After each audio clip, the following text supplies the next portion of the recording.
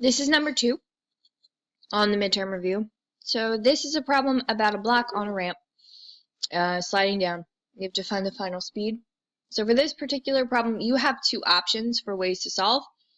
You can solve it like a force problem, or you can solve it using the work kinetic energy theorem. I'm going to do the force version first, and then I'll do the work kinetic energy theorem second, if that's something that you want to do. So for the first version, you have an object that's on this ramp, and it has a bunch of forces acting on it. So I filled out my known information already on the right, drew my picture, and I started my free body diagram. So in the free body diagram, you have a force of gravity which is going to be pointing straight down. All the time does gravity point straight down. Then you have a normal force, which is going to be acting perpendicular to the surface. You have a force of gravity in the y direction, which is acting opposite of the normal force. Then you have a force of friction, which is going to act up the ramp because the object is sliding down the ramp.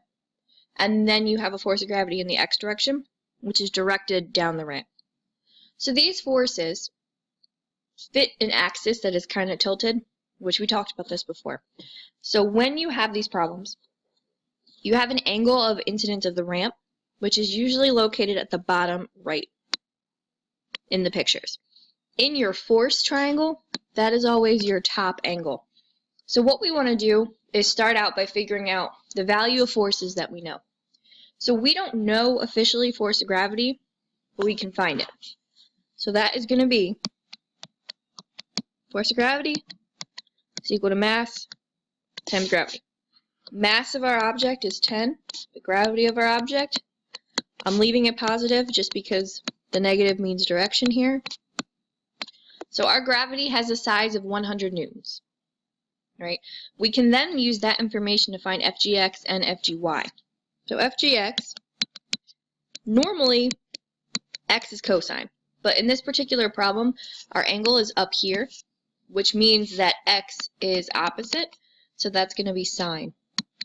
So FGX is going to be FG times the sine of the angle, so that's going to be 100 times the sine of 20, which is, when you plug all that in, 34.2 newtons. That's FGX. Same thing for FGY, except we're going to use cosine instead of sine.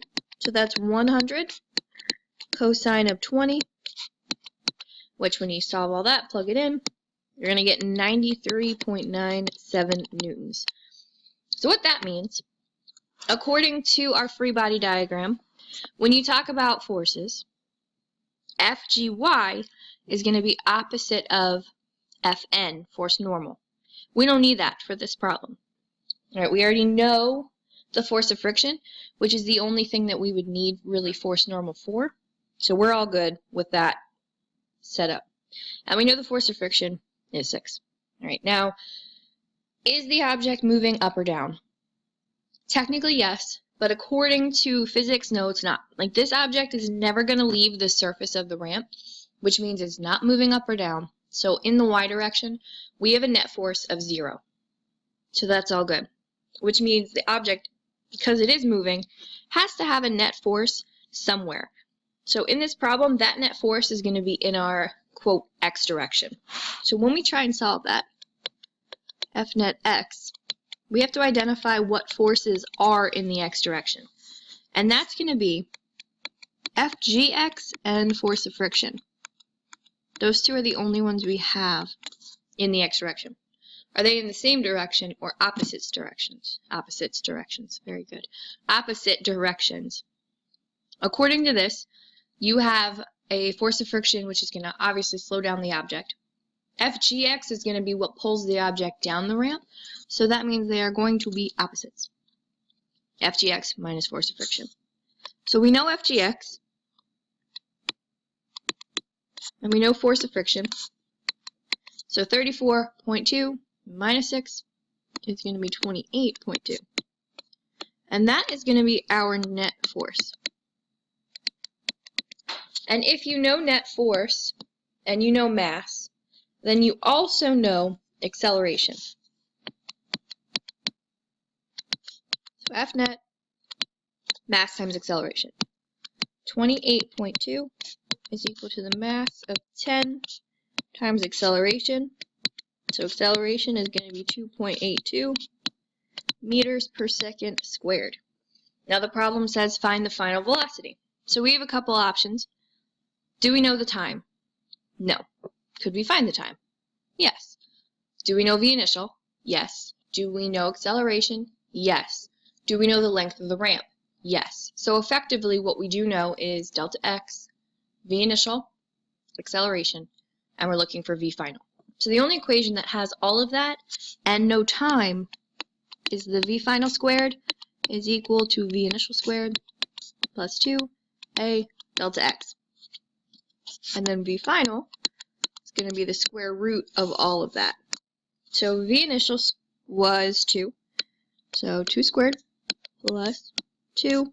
Acceleration 2.82 times delta x, which is the length of the ramp, of 2.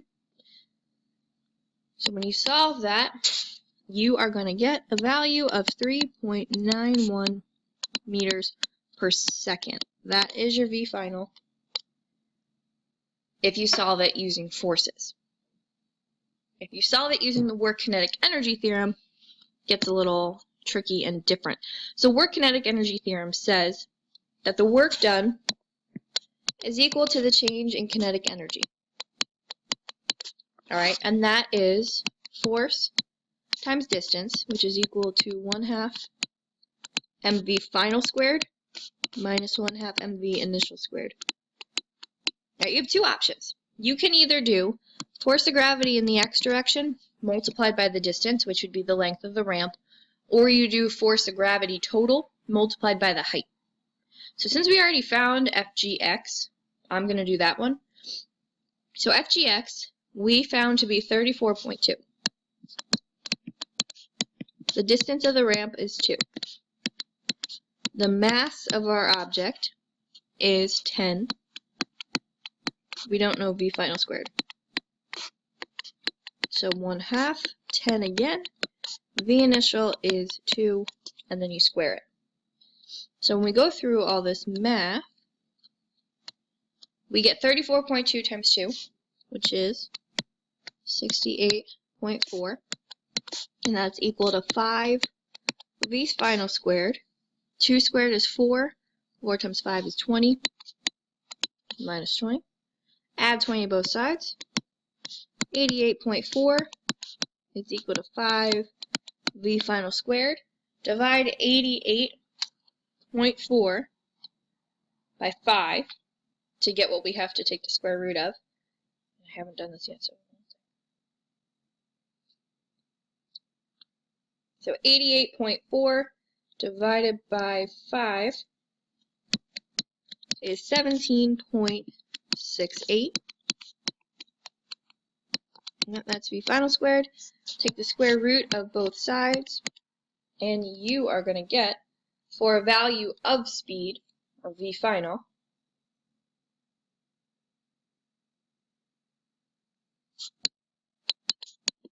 .2 meters per second. So you see that there's a little bit of a difference here. If you use the work kinetic energy theorem, you get 4.2. If you use v final forces and all that jazz, you get 3.9. So 3.9 rounds up to 4. 4.2 rounds down to 4. So it's all a matter of how you round things in the first place. Now, we found force of gravity using 10.